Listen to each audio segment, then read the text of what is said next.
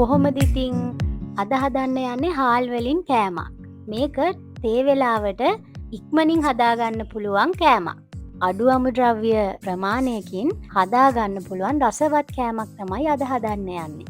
මුලින්ම හෝදගත්ත හාල් ටිකක් ගන්න ඕන.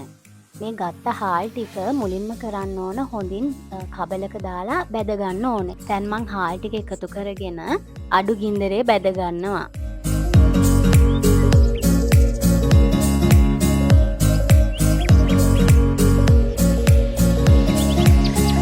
දැන් මේ හාල් ටික පේනවා ඇති ටික ටික රන්වන් පැහැයට හැරෙන විදිහ.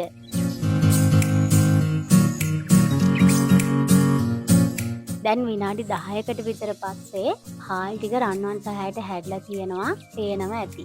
දැන් හොඳින් බැදගත්ත හාල් ටික මම භාජනයකට දාගෙන තියෙනවා.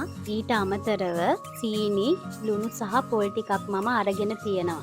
මුලින්ම බැදගත්ත හාල් වලට මම පොල් එකතු කර ගන්නවා. ඊළඟට සීනි ටිකකුත් ලුණු ටිකකුත් එකතු කර ගන්නවා.